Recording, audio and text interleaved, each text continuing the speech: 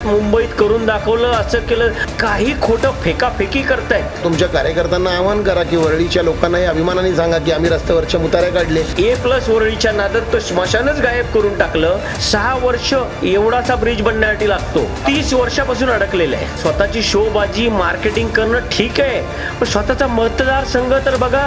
यांचं काहीच लक्ष नाही, काही काम करायचं नाही आणि म्हणायचं करून दाखवलं. जर आपण काम केलं असेल तर ते आपण सांगणं गरजेचं असतं. सर, काल जे आदित्यजींचे डोममध्ये कार्यक्रम झाले त्याच्यात त्यांनी त्यांचे जे कार्य होते मुंबईसाठी ते सांगितले आणि त्याच्यासोबत भाजपवर काही आरोप केले. याच्याबद्दल काही बोलायचं आहे आपल्याला? बघा, मला तर असं वाटतं ना की आदित्यजी स्वतःची मार्केटिंग करतायत, पण ती मार्केटिंग त्यांना काय कळत नाही ते काय करतायत. ते अख्ख्या मुंबईवर बोलतायत, पण ज्या मुंबईने त्यांना ज्या वरळीने त्यांना निवडून दिलं त्या वरळीतल्या समस्या किती आहेत?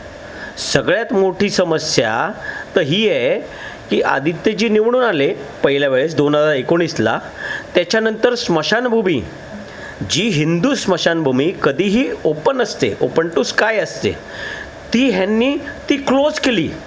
तुम्ही जर आत्ता त्या स्मशानभूमीमध्ये जाल तर 5 स्टार काहीतरी बनवलं, असं पार्किंग बिर्किंग काही बनवलं, ते देवाला माहिती काय कोणाच्या प्लॅनिंगने बनवलं. आत्ता जर तुम्ही माहिती घेतलीत तर इथले ज्याच्या घरी असे काय होतं आणि माणूस जातो दगावतो, त्याला अग्नी द्यायचा असेल तर वरळीचा माणूस पहिला विचार करतो की इथे न जाता, वरळीत न जाता शिवाजी पार्कला जातो. का तर तिथे पूर्ण धूर दूर होतो. अशा अनेक केसेस आहेत की तिथे अग्नी जसा दिला, हे अग्नी दिल्यावर माणसं, काही लोक बेशुद्ध पडलेत, कारण सफोकेशन होतं, हवा बाहेर जात नाही, एक्झॉस्ट नाही. आता त्यांनी काय केलं का 4 सीझन हॉटेलबरोबर काय केलं आम्हाला माहीत नाही, पण विषय असा आहे की ज्या घरात माणूस जन्माला येतो तो जाणार असतो. प्रत्येकाच्या घरात ही समस्या असते, तो कधीतरी स्मशानात जाणार असतो. आमचं स्मशान 2019च्या आधी ओपन टू स्काय होतं. यांनी काय केलं आणि A+ वरळीच्या नादात तो स्मशानच गायब करून टाकलं आणि त्यामुळे लोकांना अतिशय त्रास होतं. हे नंबर 1. वरळीमध्ये मोक्याच्या ठिकाणी टॉयलेट्स होते. बघा, आमदार आहेत, आमदारांना ह्या गोष्टीची माहिती पाहिजे की लोकांची गरज काय आहे. आता सिमेंट्स कंपनीच्या जागी आता एक नवीन रहेजाने कमर्शियल टॉवर बांधला आहे. त्या ठिकाणी एक टॉयलेट होता, टॉयलेट काढून टाकला. बरं, लोकांनी अपोज केलं, पण ज्यावेळेस टॉयलेट का बनवतो आपण की लोकांना येणार जाणार लोकांना टॉयलेटची व्यवस्था पाहिजे म्हणून पाहिजे. जवळजवळ 3 टॉयलेट वरळीतले हे काढून टाकले. ह्यांचं लक्ष आहे का? ह्यांचं काहीच लक्ष नाही.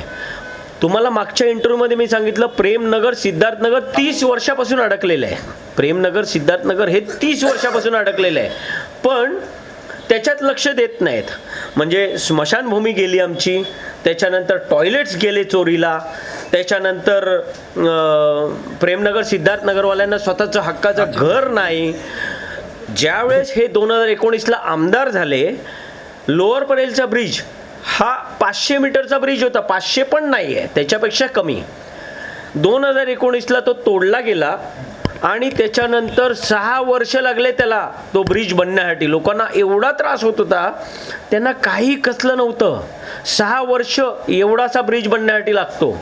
हे मुंबईच्या गोष्टी करतायत, मुंबईत करून दाखवलं, असं केलं. वरळी बीडीडी चाळ तुम्ही गुगलवर चेक करा, प्रस्ताव कोणी आला आणि कोण मुख्यमंत्री असताना हे काम चालू झालं.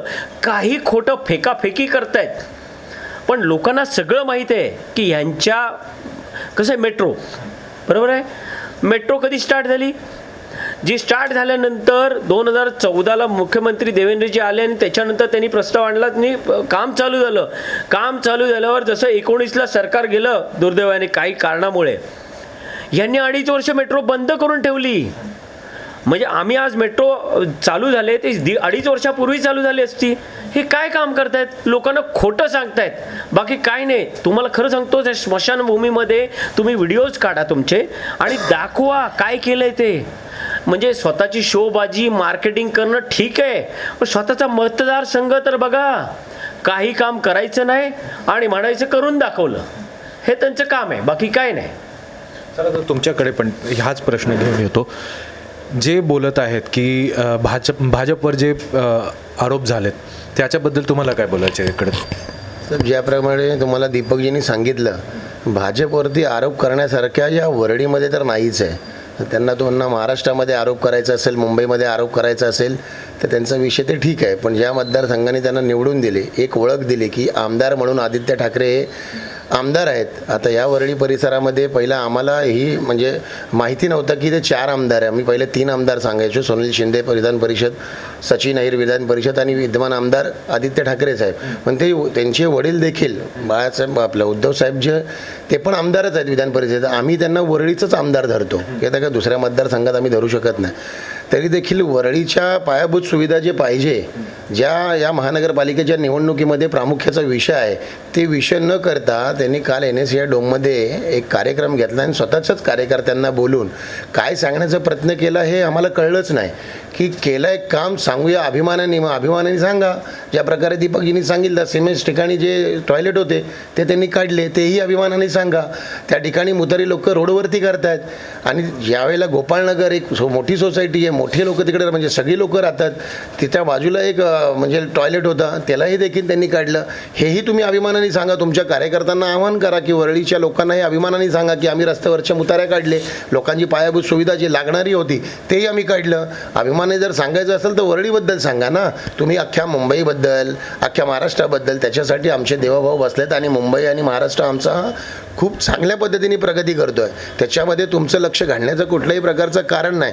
त्यांनी काहीतरी सांगितलं की ज्यावेळेला आमचं सरकार होता त्यावेळेला असं केलं तसं केलं. सरकार होता, कोविड आला, कोविड आल्यानंतर माननीय मुख्यमंत्री उद्धवसाहेब ठाकरे हे घरातून सरकार चालवत होते. मंत्रालयात एकही दिवस गेले नाही. फेसबुक लाईव्ह करून सरकार चालत नाही हे कदाचित त्यांना माहीत नसेल, कारण त्यांची पहिलीच संधी होती. त्यांनी कधी सरकार चालवलं नव्हता. माननीय वंदनीय बाळासाहेब ठाकरे हे असे म्हणजे नेते होते की ते फक्त घरातूनच रिमोटवरती सरकार चालवू शकत होते. तर त्यांची ती दूरदृष्टी किंवा त्यांचं ते सगळं वेगळं होतं. त्यांना वाटतं की त्यांनाही बाळासाहेब ठाकरे बनायचं, पण ते होऊ शकत नाही. कारण जन्माला ते बाळासाहेब ठाकरे जे हिंदुहृदय सम्राट होऊन गेले, ते आज ह्याच्या पुढे आयुष्यात कधी तसं कोण म्हणजे अस्तित्वात येऊच शकत नाही.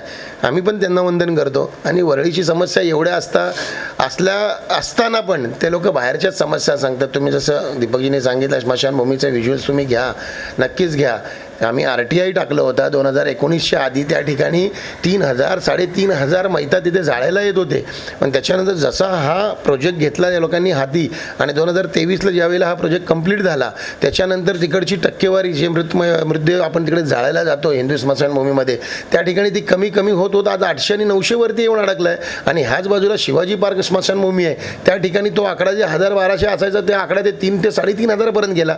ह्याचा अर्थ वरळीतला माणूस तो जाळण्याकरिता आपल्या घरातल्या माणसाला म्हणजे अखेरचा अग्नी द्यायसाठी तो वरळीतनं जाऊन आपला प्रभादेव आपले शिवाजी पार्कला जातो. ह्याचा अर्थ वरळीला जन्म आलेला माणूस त्याला म्हणजे वरळीतच जर जाळला असेल तर तिकडची सगळी लोक त्याच्यावर येऊ शकतात. पण ह्यांना हेही पडलं नाही आहे. फक्त कुठल्याही प्रकारचा फंड काढायचा आणि त्या फंडाच्या नावाने काहीतरी करायचं, A+ वरळीच्या नावाने काही पण करायचं, पण इकडची पायाभूत सुविधांवरती यांचं अजिबात लक्ष नाही आहे.